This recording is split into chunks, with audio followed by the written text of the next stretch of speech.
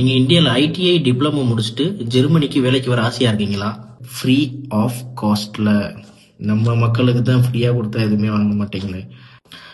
I am going to explain hand in hand international project. Hi hello வணக்கம் friends.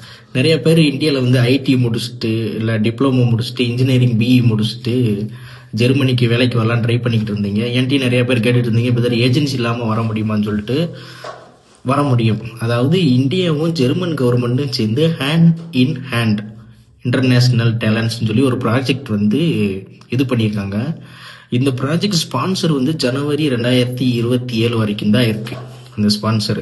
அதுக்குள்ளே நீங்கள் apply பண்ணிக்கலாம். நான் வந்து கீழே வந்து ஒரு லிங்க் வந்து உங்களுக்கு தரேன், ப்ளஸ் வந்து கமெண்ட்லேயும் பிங்க் பண்ணி விடுறேன். அதாவது யார் யார் இந்த ஜாப் வந்து அப்ளை பண்ண எலிஜிபிலிட்டினா, நீங்கள் வந்து டிப்ளமோ ஐடிஐ ப்ளஸ் வந்து பிஇ இன்ஜினியரிங் வந்து எலக்ட்ரானிக்ஸ் எலக்ட்ரிஷியன் ப்ளஸ் மெக்கட்ரானிக்ஸ் இந்த இது போட்டு முடிச்சிருந்தா இந்த ஜாபுக்கு வந்து அப்ளை பண்ண எலிஜிபிலிட்டி.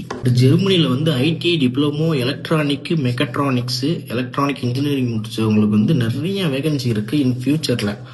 நீங்கள் வந்து ஏஜென்சியை நம்பி ஏமாறாமல் உங்கள் படித்த இதுக்கே இப்போ நான் ஐடிஐ முடிச்சிருக்கேன், டிப்ளமோ முடிச்சிருக்கேன், நான் ஹோட்டல் வேலைக்கு வரேன், அந்த மாதிரிலாம் வராமல் அவங்க படித்த வேலைக்கு ஜெர்மனிக்கு வரலாம்.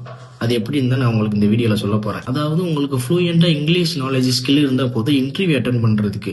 ஒன்ஸ் இன்டர்வியூ அட்டன் பண்ணிவிட்டு அவங்க இன்டர்வியூவில் செலக்ட் பண்ணிட்டாங்கன்னா லாங்குவேஜ் வந்து ஜெர்மன் லாங்குவேஜ் படிக்கணும். B2 லெவல் வரைக்கும் படிக்கணும்னா அதான் கிடையாது. நீங்கள் ஜெர்மன் லாங்குவேஜ் வந்து B1 வரைக்கும் படித்தா போதும். அடுத்து B1 லாங்குவேஜ் ஜெர்மன் லாங்குவேஜ் முடிச்சிட்டிங்கன்னா அடுத்த ப்ராசஸ் எல்லாம் அவங்களே கவர்மெண்ட் அண்டர் கவர்மெண்ட்டே பார்த்துக்கிடுவாங்க. ஒன்று ஞாபகம் வச்சுக்கோங்க, ஃப்ரீ ஆஃப் காஸ்ட்டில். நம்ம மக்களுக்கு தான் ஃப்ரீயாக கொடுத்தா எதுவுமே வாங்க மாட்டீங்களே.